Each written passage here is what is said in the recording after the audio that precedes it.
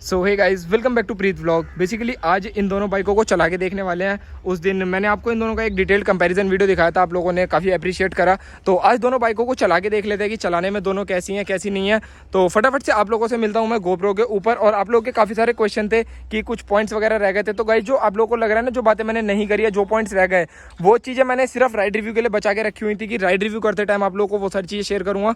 तो चलते हैं, सीधा मिलता हूँ आप लोगों से गोप्रो के ऊपर। चलाते हैं फटाफट से। पहले चलाते हैं R15 को, फिर चलाएंगे। हम चलाने वाले हैं अपनी R15 V3, जिसको अभी नहीं है तो काफ़ी ज़्यादा भी चला रहा हूँ मैं। खैर, बात करते हैं दोनों के राइड रिव्यू में कंपैरिजन के बारे में। आप में से काफ़ी सारे लोगों ने कहा था कि गाइस कि मैंने माइलेज नहीं बताया। तो गाइस, कुछ पॉइंट्स मैंने जानबूझ के रोक के रखे हुए थे कि इस वीडियो में बात करेंगे उनके बारे में। चलाते हुए वो सारी चीज़ें थोड़ी सी ज़्यादा अच्छे समझ में आएंगी इस वजह से। तो सबसे पहली चीज़ R15 के हम पॉजिटिव के बारे में बात करते हैं राइड रिव्यू को लेकर। देखो, अगर आप इस बाइक को लेते हो और आप सोचते हो कि मैं इसको डेली राइड कर सकता हूँ या नहीं कर सकता हूँ, तो मेरे हिसाब से तो भाई आप इस बाइक को डेली राइड कर सकते हो, कोई दिक्कत नहीं है। मेरा पर्सनली ओपिनियन तो यही है कि आप इसको डेली चला सकते हो। अब अगर आप लोग सोचते हो कि इसका जो राइडिंग पोस्चर है वो बहुत एग्रेसिव है, उससे मेरे बैक पेन होगा, शोल्डर पेन करेंगे, नेक में पेन होगा, यहाँ पे पेन होगा, आपकी रिस्ट पेन करेगी, तो गाइस देखो, इनिशियल डेज में थोड़ा सा होगा, जिस बात से मैं बिल्कुल डिनाई नहीं करता हूँ, मगर फिर धीरे धीरे आप उसके यूज टू भी हो जाओगे। जैसे फॉर एग्जांपल मेरे को आज की डेट में इसके एग्रेसिव पोस्चर से कोई प्रॉब्लम नहीं है, और बल्कि मैं पसंद भी ऐसा पोस्चर करता हूँ, ठीक है ना। तो मेरे को कोई दिक्कत नहीं है। हो सकता है काफ़ी लोगों को हो इस चीज़ से प्रॉब्लम। अगला जो इसका बेनिफिट है वो भाई इसका देखो, सबसे बड़ा बेनिफिट निकल के सामने आता है इसकी smoothness, refinement, aerodynamics. For example ये इतनी स्मूथ है गाइस, देखो गियर देख लो कौन से गियर में चल रही है, गियर नंबर 6 और स्पीड 47। और गाइस, बाइक बिल्कुल भी ऐसा लोड नहीं पड़ रहा कि छठे गियर में इतनी कम स्पीड पे चला रहा हूँ या कुछ और। आपको कम से कम स्पीड करके दिखाता हूँ, फिर एक बार RS की भी दिखाऊंगा, देखना। देखो अभी भी झटके नहीं मार रही है, अभी भी चले जा रही है। और कम करें, अब थोड़ा थोड़ा झटका मार रही है, थोड़ा थोड़ा लग रहा है कि इंजन के ऊपर प्रेशर पड़ रहा है, मगर अभी भी उठाऊं नहीं, अब नहीं उठेगी। तो मतलब लास्ट अगर आप इसको छठे गियर में कम से कम ले जाओगे, 30 की स्पीड तक मुझे लगता है चलती रहेगी 6th गियर में बिना किसी प्रॉब्लम के। उससे नीचे प्रॉब्लम क्रिएट करेगी। तो गाइस देखो, आज मेरे पास कुछ आप लोगों के साथ शेयर करने के लिए है। बेसिकली आज की डेट में कोविड-19 जैसे पेंडेमिक आने के बाद काफी सारे लोगों को यार मनी का प्रॉब्लम हो रहा है। आप लोग भी अपने काफी सारे ड्रीम्स बना के बैठे होंगे जिनको आप लोग फुलफिल करना चाहते हैं बट नहीं कर पा रहे हैं। पर आज मैं आप लोगों के साथ एक ऐसी एप्लीकेशन शेयर करने वाला हूँ जो एक मोस्ट ट्रस्टेबल एप्लीकेशन है, जहाँ पे आपको ट्रस्टली आप लोग वहां पे जाके प्रॉपर तरीके से ट्रेड कर सकते हैं, काफी सारे पैसे कमा सकते हैं। और साथ के साथ सबसे बढ़िया चीज जो है इस एप्लीकेशन की, वो प्ले स्टोर पे रेटिंग देख लेना कितनी शानदार है। और साथ के साथ 5 करोड़ से ज्यादा इसके आज की डेट में यूजर्स हैं।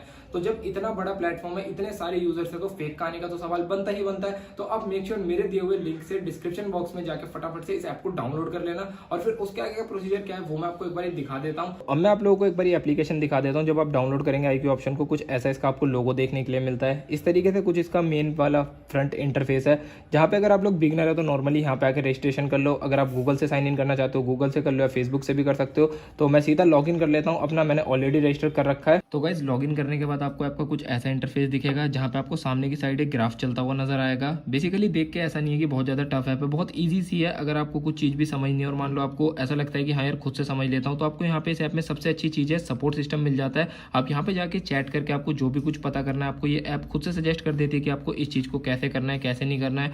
एंड इसके अलावा यहाँ पे आपको मेरा देखो 2 अकाउंट नजर आएंगे। एक मेरा रियल अकाउंट है जिसमें भी $3,204 है, एक मेरा प्रैक्टिस अकाउंट है। अगर आप बिगनर है तो आप प्रैक्टिस अकाउंट से सीख सकते हैं। एंड राइट साइड में अगर आप देखेंगे तो यहाँ पे मैं इन्वेस्टमेंट पे जाके अब इसमें मैं प्रिडिक्शन करके आपको पैसे अर्न करके दिखाता हूँ। मैं यहाँ पे लगा देता हूँ $64 की मैंने यहाँ पे इन्वेस्टमेंट कर दी है। और ये ग्राफ देख के मैं यहाँ पे प्रिडिक्ट करना चाहता हूँ कि मुझे लगता है कि ये ग्राफ जो है ये ऊपर जाएगा। तो मैं कॉल पे क्लिक कर देता हूँ और अपनी जो अजम्पशन है या प्रिडिक्शन है उसको कंफर्म कर देता हूँ कॉल पे क्लिक करके। तो अब यहाँ पे आपको एक छोटा सा ग्रीन कलर की लाइन दिख रही है। अब ये ग्राफ इससे ऊपर जाना चाहिए मेरी प्रिडिक्शन के हिसाब से।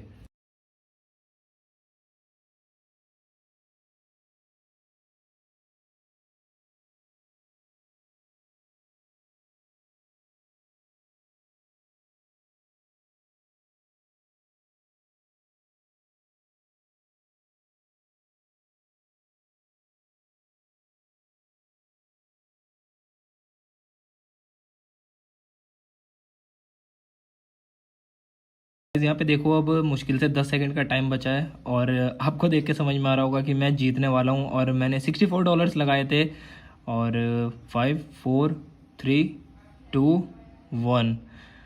अब भाई यहाँ पे आपको देखने के लिए मिल जाएगा भाई मेरे को कितना प्रॉफिट हुआ है। लिटरली गाइज मतलब ग्राफ देख रहे हो कितना सही चला और आप मेरा बैलेंस देख लो, मेरे को $60 का प्रॉफिट हो गया मुश्किल से 2 मिनट के अंदर अंदर। तो यार इतनी बेहतरीन ऐप है कि यार बिल्कुल मतलब मज़ा आ गया। मैंने इतनी जल्दी इतने सारे पैसे अर्न कर लिए हैं, तो आप लोग भी इस ऐप को ट्राई करके देखो। मैं आपको अपनी विनिंग हिस्ट्री भी दिखा देता हूँ कि देखो मेरी विनिंग हिस्ट्री क्या है, मैंने आज तक यहाँ से मतलब कैसे कितने पैसे अर्न करे हैं। ये पूरी की पूरी मेरी विनिंग हिस्ट्री आप लोग यहाँ पे देखो चेकआउट कर सकते हैं। ये आप देख लो, ये पूरी मेरी विनिंग हिस्ट्री है, यहाँ पे मेरे सारे पैसे वगैरह। अब आप लोगों के दिमाग में एक ही क्वेश्चन आ रहा होगा कि मैंने जितने भी पैसे अर्न करे हैं अब मैं इनको अपने बैंक अकाउंट में कैसे निकाल सकता हूँ। और एक चीज़ और बता देता हूँ मैं आपको IQ एप्लीकेशन की, जो बहुत ही ज़्यादा शानदार है। जैसे कि यहाँ पे आप ये डिजिटल का ऑप्शन देख रहे हैं, इस डिजिटल का ऑप्शन से होता ये है कि आपने प्रेडिक्ट करा और आपका ग्राफ चल रहा है, आपको लगता है कि हाँ यार मेरे को बीच में रोक देना चाहिए, मेरी प्रेडिक्शन ठीक नहीं जा रही, तो आप बीच में भी रोक सकते हैं। ये ऑप्शन सिर्फ और सिर्फ आपको IQ ऑप्शन के ऐप के अंदर ही मिलता है। तो गाइस काफ़ी सारे लोग सोच रहे होंगे जीता हुआ अमाउंट आप लोग कैसे निकाल सकते हो। सिंपली विड्रॉ पे क्लिक करो। यहाँ से विड्रॉ पे से क्लिक करने के बाद यहाँ पे आपको बहुत सारे ऑप्शन मिल जाते हैं, जैसे कि बैंक ट्रांसफर हो गया या फिर उसके अलावा आप लोग UPI वगैरह भी कर सकते हैं। तो यहाँ से आप जीत रहे हो, जितने भी पैसे आप जीतते हो ईजिली अपने बैंक अकाउंट में ट्रांसफर कर सकते हो। एंड अगर आप लोग सोचते हो कि आपको इसके अंदर पैसे ऐड करके ट्रेड कैसे करना है, तो सिंपली डिपॉजिट पे क्लिक करो। डिपॉजिट के बाद यहाँ पे देखो काफी सारे बड़े बड़े ऑप्शन, जैसे कि UPI हो गया, नेट बैंकिंग हो गया, रुपए हो गया, इन सब के थ्रू आप इसके अंदर मनी ऐड करके सिंपली अपना जो ट्रेड करना चाहते हो कर सकते हो और विड्रॉ में से जाके खूब सारे पैसे अर्न कर सकते हो। तो लिंक आपके लिए मैंने डिस्क्रिप्शन में देखा IQ ऑप्शन का, जाके फटाफट से डाउनलोड करो भाई, बहुत ही लाजवाब एप्लीकेशन है। खूब सारे पैसे अर्न करके अपने ड्रीम्स को फटाफट से फुलफिल कर सकते हो। नेक्स्ट चीज़ जो मुझे इस बाइक की बहुत ही ज़्यादा स्पोर्टी लगती है वो इसके भाई मिरर्स है। वो मैं बता दूँ कैसे। बंद तो ये हो ही जाता है, हर किसी को पता है ऐसे करके बंद हो जाता है, जो इसका एक बहुत बड़ा पॉजिटिव है मेरी नज़रों में। दूसरा इनका एक देखो सबसे बड़ा जो फ़ायदा पता है क्या है, कहीं ना कहीं इस बाइक को चलाते हुए इन मिरर्स की वजह से ऐसा लगता है कि थोड़ी बड़ी बाइक, स्पोर्टी बाइक चला रहे हो, थोड़ा मतलब सही है। ऐसे करके लीन वगैरह करते हो ना, तो यहाँ से कैमरा एंगल भी अच्छा आता है और रियलिटी में जब चलाते हो ना तो एक देखने का मज़ा आता है, फील बड़ा सही सा आता है, लगता है कि काइंड ऑफ बड़ी बाइक चला रहे हो और वो भी सस्ते में। देखने में तो भाई यही है कि भाई ये कम प्राइस में एक सुपर बाइक जैसी लुक्स वगैरह प्रोवाइड करवा देती है, जिस बात में किसी भी तरीके से दो राय नहीं है। अगली चीज़ की अगर मैं बात करता हूँ जो आप लोगों ने कही थी, वो है इसका माइलेज। ये माइलेज मैं आपको दिखा ही देता हूँ। 42.1 kmpl की माइलेज ये अभी करंट में शो कर रही है। और जब से मैंने इसको लिया है आज तक मैंने इसको शायद 750 किलोमीटर चला दिया, वो भी दिखा देता हूँ। 766 किलोमीटर चला दिया है और इसके अंदर सिर्फ 2 टैंक फुल हुए हैं, जिसमें 766 किलोमीटर चली है। तो इट मीन्स पहली सर्विस हुए बिना इसकी जो माइलेज है बहुत ही ज़्यादा शानदार है। इन टर्म्स ऑफ माइलेज भाई ये बाइक बहुत बढ़िया है। माइलेज के लिए RS को देखोगे उसकी थोड़ी कम है, इससे वो बात करेंगे RS चलाते हुए, ठीक है ना। अगली चीज़ आती है, अगर आप एक बाइक को परचेज़ करते हो तो आपको उसके अंदर कहीं ना कहीं पे सीट पे कंफर्ट भी आप लोग देखते हो। तो ड्राइवर की मतलब ड्राइवर क्या, कार नहीं है बाइक है, तो राइडर की जो आपकी सीट है वो तो बहुत ही ज़्यादा कंफर्टेबल है, उसमें नो कंप्लेंट्स। बट पिलियन की सीट जो है वो अच्छी नहीं है। अगली चीज़ जो मेरी इसकी काफ़ी ज़्यादा फेवरेट बन चुकी है वो है भाई इसका स्लीपर क्लच। मैं आपको लिटरली बता रहा हूँ भाई, इसका जो स्लीपर क्लच है ना बहुत काम की चीज़ है। जैसे कि मैं RS भी चलाता हूँ, इसको भी चलाता हूँ, जब इसके ऊपर बैठते हैं ना हम R15 के और जैसे इसका क्लच दबाते हैं तो भाई आपको खुद ही एक फील आ जाती है कि हाँ भाई स्लीपर क्लच चीज़ क्या है और स्लीपर क्लच का यूज़ क्या है। मैं लिटरली बता रहा हूँ भाई, हल्का सा आप क्लच दबाओ आपका पूरा दब जाता है, उंगलियों पे 1% भी पेन नहीं होता। वहीं पे जैसे RS चलाने जाओ ना, कम से कम 5-10 मिनट तक ये चीज़ मेरे को महसूस होती है कि हाँ भाई क्लच कितना हार्ड है। तो ये एक इसका मुझे बहुत अच्छा फीचर लगता है। अप शिफ्ट डाउन शिफ्ट कहीं पे भी कितने भी तेज़ मार लो, दोनों ही बाइक्स में कोई दिक्कत नहीं आती, क्योंकि मैंने दोनों में बहुत तेज़ अप शिफ्ट डाउन शिफ्ट भी मारे हैं, कहीं पे आज तक व्हील लॉक वगैरह कुछ नहीं हुआ है, ठीक है ना। एकदम बढ़िया तरीके से निकल जाते हैं दोनों ही। खैर इसके अंदर तो स्लीपर क्लच है तो निकलनी भी चाहिए, मगर RS भी निकल जाती है, फंसती नहीं है कहीं पर भी, स्पेशली मेरी वाली, और किसी का मैं कह नहीं सकता। अगली चीज़ आती है बाइक के ब्रेक्स की, मतलब ब्रेक्स कितने बढ़िया हैं, ब्रेक लगाने पे कितनी देर में रुक जाती है एंड ऑल बाकी सारी चीज़ें। तो जैसे कि एक बार मैं आपको थोड़ा सा दिखा देता हूँ, हल्का सा स्ट्रेच मारते हैं। आई एम अबाउट 40 भाई, dual channel ABS properly work कर रहा है। 40 पे मुश्किल से रुक गई होगी ज़्यादा 1 से 2 सेकंड के अंदर अंदर, ज़्यादा 3 सेकंड, इससे ज़्यादा टाइम नहीं लिया होगा। और बाइट की बात करूँ, ब्रेक्स दोनों बाइक के सिमिलर हैं, कोई फ़र्क नहीं है और बहुत बढ़िया है। RS की जो बाइट है उसका ये है कि वो थोड़ी सी इस जगह पे रोक देती है, उसका बाइट थोड़ी जल्दी मारती है, ये थोड़ा सा पीछे मारती है, मगर सॉफ्ट है इसके ब्रेक, स्मूथ है, दोनों के ही बढ़िया ब्रेक्स में मैं किसी के भी कंप्लेन नहीं करूँगा। ये देखा आपने, इस ब्रेकर के पास मैंने एकदम से ब्रेक्स अप्लाई करे तो बाइक रुक गई, कोई दिक्कत नहीं है। सस्पेंशन की अगर हम बात कर लेते हैं, इस बाइक की R15 की सस्पेंशन थोड़ी सी आप कहेंगे कि सॉफ्टर साइड नहीं है, थोड़ी सी हार्डर साइड भी नहीं कहूँगा, बीच में कहेंगे कि ठीक है, ज़्यादा हार्ड भी नहीं है, ज़्यादा सॉफ्ट भी नहीं है, क्योंकि फिर कॉर्नरिंग वगैरह करनी हो ना तो वो R15 ही कर सकती है एकदम ख़तरनाक वाली, क्योंकि इसके एरोडायनामिक जो है उसको भाई RS बीट नहीं कर सकती, जिस बात में दो राय नहीं है। एरोडायनामिकली ये बाइक एक नंबर है, मतलब अल्टीमेट चीज़ है, इसको मैं कहूँगा बिल्कुल अल्टीमेट, स्पेशली एरोडायनामिकली। किसी भी कॉर्नर पर मुझे इसे लीन करना हो, कहीं पर कुछ करना हो, तो इस बाइक से मैं जितना अच्छी है सारी चीज़ें कर सकता हूँ, उतनी अच्छी मैं RS से नहीं कर सकता हूँ। RS अगर कॉर्नरिंग करने में 18 है तो ये कॉर्नरिंग करने में 20 है, इतना डिफरेंस है दोनों बाइक्स में। दूसरा फिर कॉर्नरिंग में एक इंपॉर्टेंट फैक्टर आ जाता है बाइक्स के टायर का, कि मतलब इसके अंदर रेडियल आता है पीछे वाला और उसके अंदर रेडियल नहीं है, उससे बहुत बड़ा एक इंपॉर्टेंट फैक्टर है, उससे फ़र्क पड़ता है, ठीक है ना। तो अब अगर मैं इसके ओवरऑल राइड रिव्यू के बारे में बात करूं जो है इसके नेगेटिव्स को लेकर, तो वो मेरे हिसाब से गाइस देखो ये है कि अगर आप R15 को देखते हो स्पेशली नेगेटिव्स के मामले में, तो वो बस इसका एक और यही हो सकता है, सिर्फ और सिर्फ एक यही है कि ये एग्रेसिव है। हर किसी को शायद इसकी एग्रेसिवनेस अच्छी ना लगे, हर किसी का बॉडी टाइप इसके एग्रेसिवनेस को ना पसंद करे, ये इसका एक नेगेटिव हो सकता है। बाकी इसके ऊपर किसी को फैमिली मेम्बर को बैठाना चाहो तो नहीं बिठा सकते हो, सोलो राइडर के लिए बाइक बहुत बढ़िया ले सकते हो। अब चलते हैं RS के ऊपर, तो करते हैं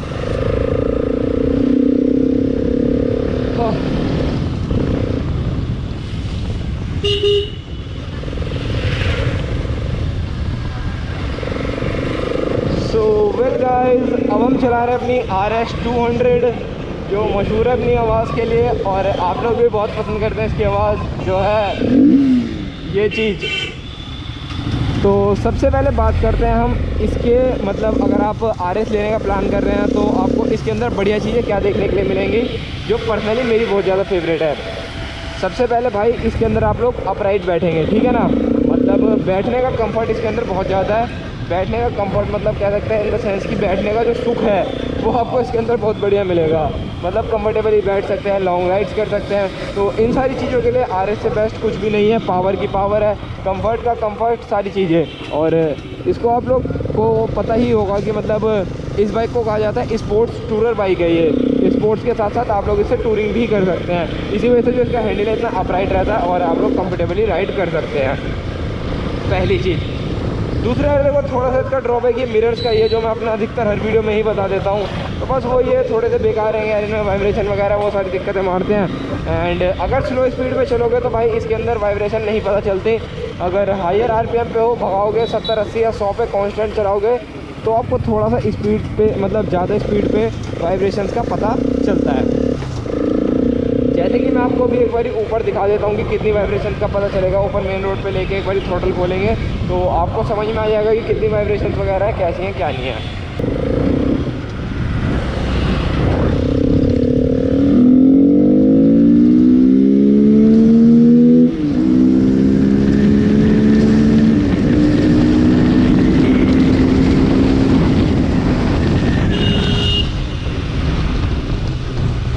तो देखो गाइस वाइब्रेशंस का सीन कुछ ऐसा है, मैं जेन्युइनली बताऊंगा जो मेरी बाइक के अंदर है। हो सकता है थोड़ी वाइब्रेशन इसके अंदर इंक्रीज़ होने का रीज़न KNN भी हो सकता है, तो इसके अंदर थोड़ा फुट पैक्स हो गया, हैंडल हो गया और फेयरिंग के अंदर वाइब्रेशन आती है।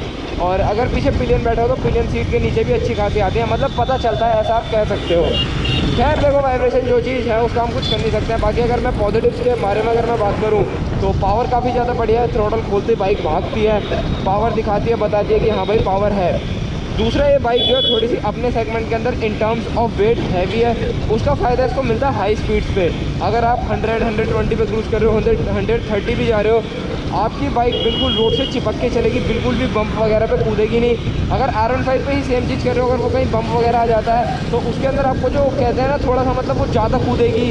और काफ़ी लोग कहते हैं कि वो हाई स्पीड पे स्टेबल भी नहीं है, पर मेरा एक्सपीरियंस ये है हाई स्पीड पे स्टेबल है, बट RS ज़्यादा स्टेबल मानूंगा क्योंकि इसके अंदर वेट है। तो ये छोटे मोटे गड्ढे हो गए या ख़राब रोड हो गए उन पे से उछलेगी नहीं ज़्यादा, स्टेबिलिटी ज़्यादा लूज़ नहीं करेगी। वहीं पे R15 के अंदर अच्छी चीज़ क्या मिल जाती है, उसके अंदर जो टायर्स है वो थोड़े से ज़्यादा बेटर है, बड़ा सेक्शन का है, तो ग्रिप वगैरह उसके अंदर आपको थोड़ी सी एक लेवल अब RS से मिल सकती है, वो चीज़ है। तो मतलब एक चीज़ RS की अच्छी दे रखी है तो फिर एक चीज़ R15 की अच्छी है। तो यहाँ पे आपको देखो कुछ ना कुछ चीज़ों से कॉम्प्रोमाइज़ करना पड़ेगा, अब वो चाहे RS के अंदर छोड़नी पड़े, चाहे वो आपको R15 V3 के अंदर छोड़नी पड़े। आप में से काफ़ी सारे लोगों ने कहा था कि भाई आपने माइलेज का नहीं बताया, तो गाइस माइलेज की अगर मैं बात करूँ तो RS हमारी माइलेज दे रही है आज के टाइम पे K&N के साथ। इसकी माइलेज है लगभग 22 लेकर 23 के आसपास होगी, 20-23 के बीच में ही दे रही है, ठीक है। और अगर मैं बात करता हूँ विदाउट K&N तो भाई इसकी माइलेज आपको मिल जाती है आराम से कम भी नहीं तो जो हमें दे रही थी ये नई 30 से लेकर 35 के बीच में आराम से हमें माइलेज निकाल कर दे रही थी, 30-35। और अगर इसको कोई पेशेंस वाला बंदा चलाए और अच्छे तरीके से तो 38 वगैरह भी आपको ये माइलेज दे सकती है।